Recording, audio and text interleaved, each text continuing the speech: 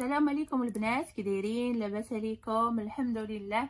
اليوم جيت نوجد معكم واحد الفيديو واعر كله نصائح على ضوف ديال الابط. انها نجيب لكم جوجات، وحده بوماد ووحده ستيكو، وغادي نقول لكم ان هي اللي عندها مميزات اكثر من الاخرى. ما تنساونيش من لايك وابوني وبارطاجيو الشين مع العائله ان شاء الله. البنات كنا تنحتاجو واحد الستيكو او لا بومات تكون عندنا في الصويك ديالنا، مزيل العرق انه ضروري. وانا كنستعمل هاد الماركه ديال دوف، كنستعملها انها واعره ومشهوره وزويونه. هنايا عندي هذا ستيكو هذا ديال البوماد، كيدوم 24 ساعه.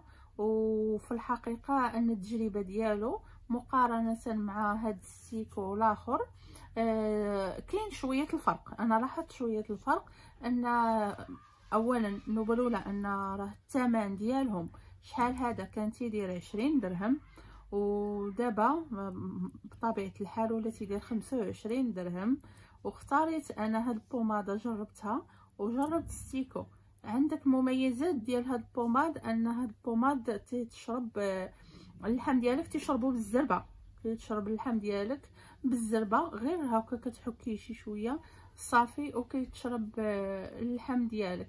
اما هاد الستيكو تيكون عنده شويه ديال شويه، خاصك انك في اللحم ديالك تماصيه مزيان حتى يدخل باش ما يلصقش لك. الا كنتي لابسه هذا اش نقول لك، القميجه ديالك في الكحل، القميجه ديالك في الكحل، او لابسه شي حاجه كحله، تيبقى لاصق في اللون ديال الكحل ديال الحوايج ديالك. اذا خاصك تحكيه مزيان.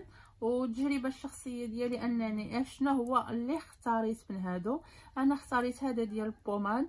علاش؟ لانه ما تيبقاش هكا يشد في الجسم، كتبقى غير الرويحه، ولكن خاصك ضروري انك تحكيه مزيان مع الجسم ديالك وتدخليه مزيان بواحد المساج هكا باش ما كيبقاش لك لاصق في الحوايج كحلين.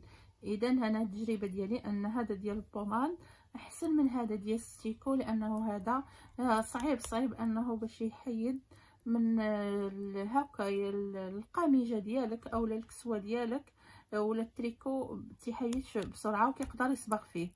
المهم نتمنى انني فدتكم في هاد الجوج ديال المنتوجات ديال الضيوف ديال مزيل العرق، وان شاء الله انكم تشريوه بالصحه والراحه. وما تنساوناش من لايك وابوني البنات، وتبعوا الشين ديالنا، وشكرا.